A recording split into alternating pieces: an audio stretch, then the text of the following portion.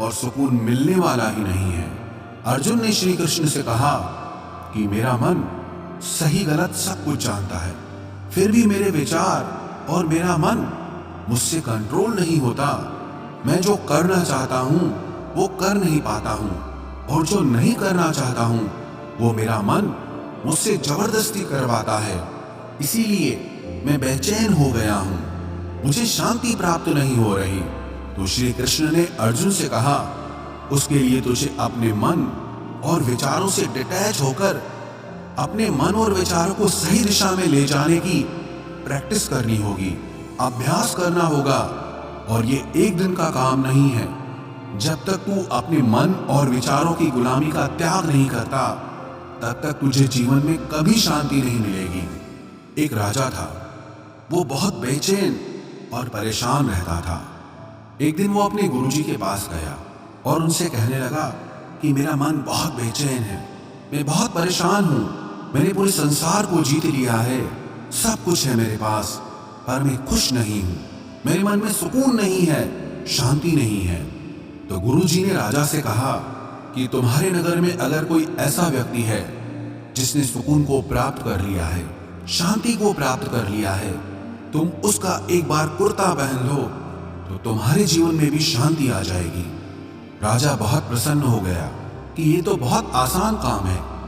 वो अपने राजमहल में आया और राजसभा में वो सबसे कहने लगा कि आप लोगों में से जो भी शांत हो चुका हो, जिसे सुकून मिल गया हो, वो अपना कुर्ता मुझे दे दे, वो बदले में जितना भी धन मांगेगा मैं उसे दे दूंगा।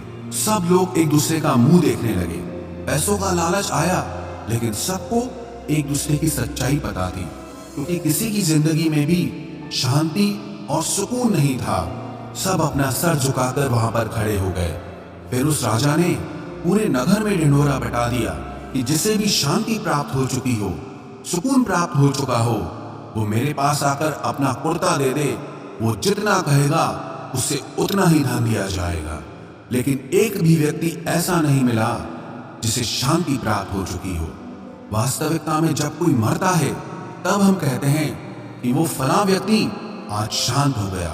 कभी किसी जिंदा इंसान के लिए नहीं सुना कि एक जीता जागता इंसान शांत हो गया है।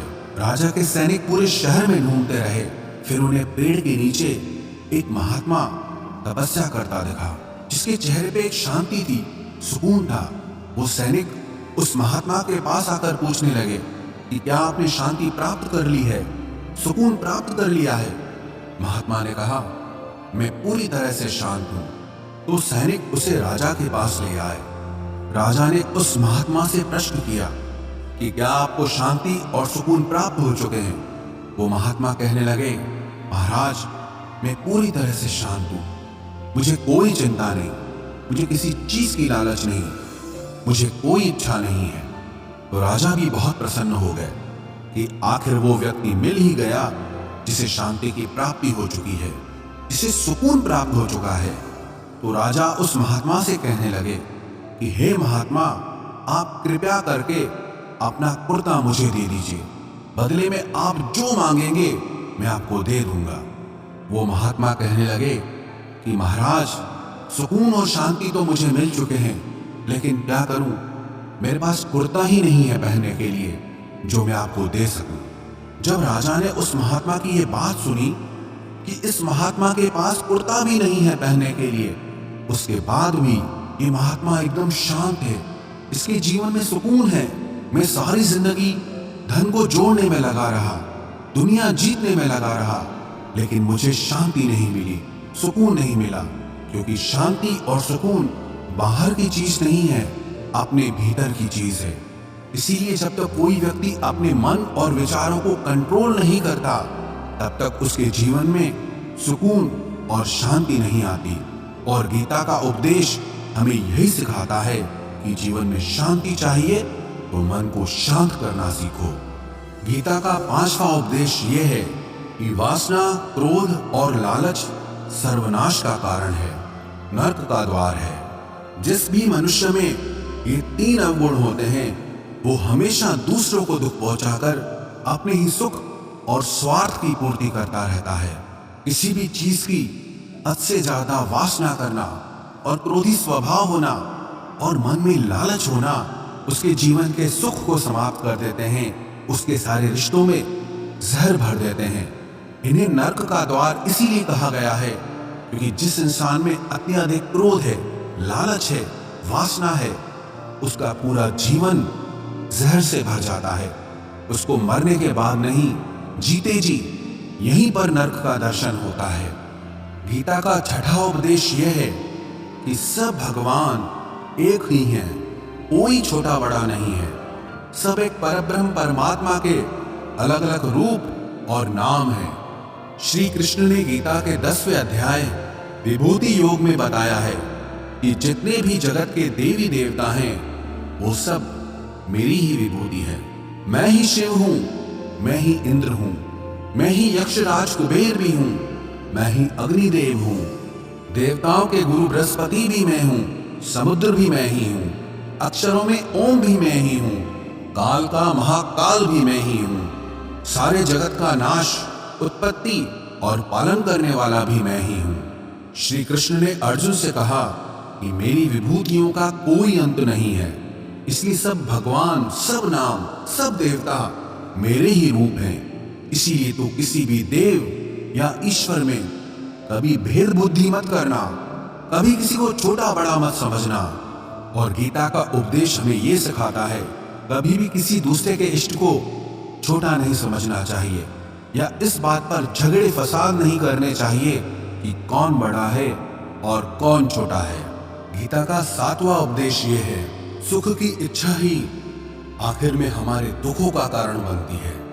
श्री कृष्ण ने अर्जुन से कहा कि मनुष्य जितना सुखों की लालसा और इच्छा करता है उतना ही उसकी इंद्रियां सुख भोग में आसक्त हो जाती है, उतना ही इंसान का मन संसार के सुख और आकर्षण का गुलाम बन जाता है।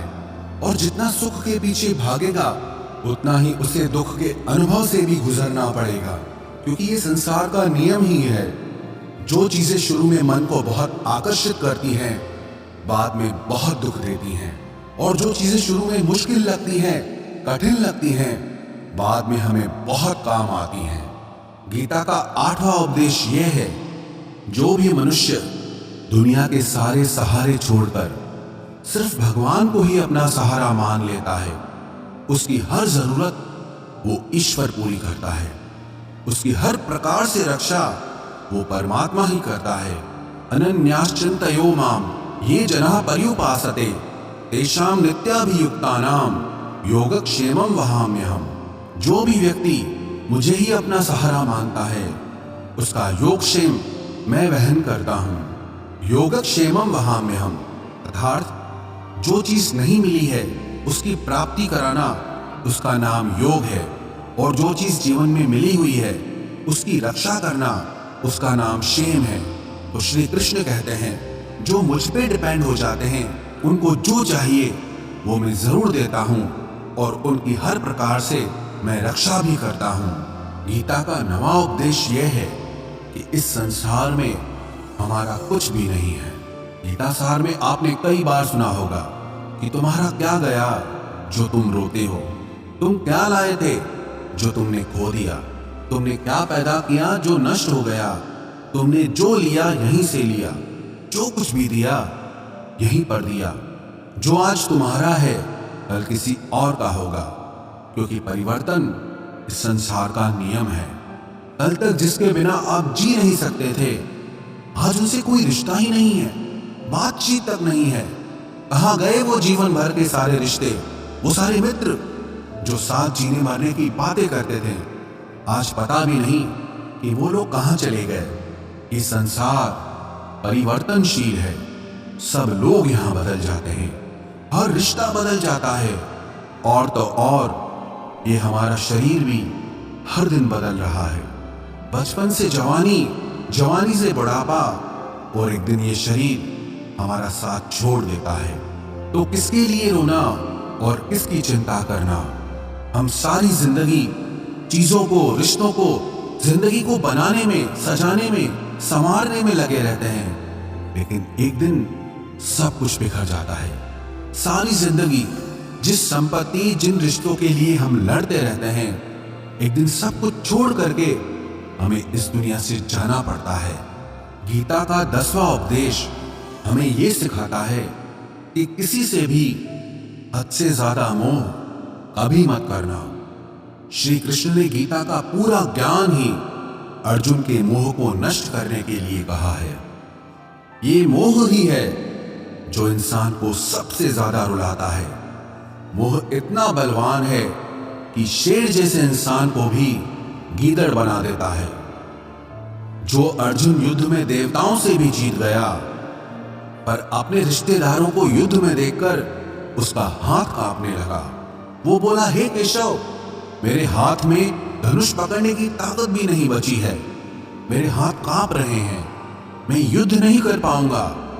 ये मोह इतना पेनफुल होता है जिसकी पीड़ा ना सह पाने के कारण कई लोग अपनी जिंदगी खत्म कर देते हैं, आत्महत्या तक कर लेते हैं कि उस व्यक्ति के बिना हम जी नहीं पाएंगे। जीवन में किसी से भी हद से ज्यादा मोह करोगे तो जीवन भर पीड़ा का ही सामना करना पड़ेगा। जो व्यक्ति अपने मोह से बाहर नहीं आता, उसका सब कुछ उससे छिन जाता है, उसकी सारी खुशी खत्म हो जाती है।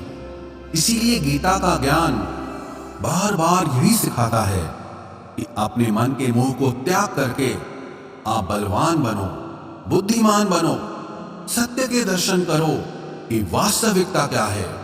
क्योंकि हमारा मोह हमें हमेशा झूठ ही दिखाता है, झूठ पे ही विश्वास दिलाता है और दिल में झूठी उम्मीदें जगाता है। और ये ही हमारे दुखों का सबसे बड़ा कारण है। हम ही मोह कर लेते हैं, हम ही लोगों से उम्मीदें लगा बैठते हैं, पर वास्तविकता बिल्कुल अलग होती है। लोग वैसे नहीं होते जैसे हम मान लेते हैं, जैसा हम समझ लेते हैं। क्योंकि मोह के कारण हमें सच्चाई नहीं दिख पाती, लोगों का असली चेहरा नहीं दिख पाता। इसीलिए गीता का उपदेश हमें यह सिखाता है कि जीवन में अगर आनंद और प्रसन्नता से रहना है तो किसी में भी हद से ज्यादा मोह कभी मत करना।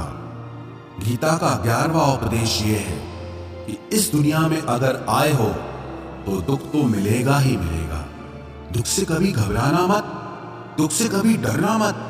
श्री कृष्ण ने गीता में कहा है कि ये संसार दुखालयम अशाश्वतम है, अर्थात ये संसार दुखों का घर है। जैसे औषधालय में औषधि मिलती है, पुस्तकालय में पुस्तकें मिलती है, चिकित्सालय में चिकित्सा होती है, वैसे इस संसार को भी श्री कृष्ण ने एक नाम दिया है, दुखालय, जहां पर दुख मिलता हो। दुख तो यहां हर किसी के जीवन में आता ही है, लेकिन अगर दुख आया है तो सुख भी आएगा। इसीलिए दुख से कभी डरना नहीं चाहिए, क्योंकि ये संसार दुखालय भी है और अशाश्वत भी है। अशाश्वत का मतलब यही होता है कि यहाँ परमानेंट कुछ भी नहीं है, यहाँ सब कुछ बदल जाता है। दुख सुख में बदल जाता है और सुख दुख में बदल जाता है। सम्मान अपमान में और अपमान सम्मान में बदल जाता है। खुशी दर्द में और दर्द खुशी में कभी भी बदल जाती है। जीत हार में और हार जीत में यहाँ कभी भी कुछ भी बदल सकता है। कुछ भी परमानेंट नहीं है, ना ही हम परमानेंट हैं, ना ही हमसे जुड़ी कोई चीज यहाँ पर परमानेंट है। क्योंकि ये संसार अशाश्वत है, शाश्वत नहीं है। यहाँ सब कुछ बदलने वाला है, यहाँ कुछ भी परमानेंट नहीं रहेगा। तो आपका दुख भी परमानेंट नहीं रहेगा, इसलिए दुख से कभी भी डरना नहीं चाहिए। गीता का ये उपदेश हजारों साल पुराना है, लेकिन आज भी नए से नया है। पूरे विश्व में गीता को सबसे ज्यादा पढ़ा गया है और सबसे कम समझा गया है।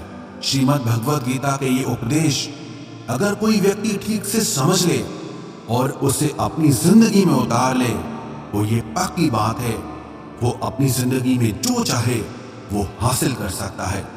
अपने जीवन की हर समस्या से वो एक पल में बाहर आ सकता है।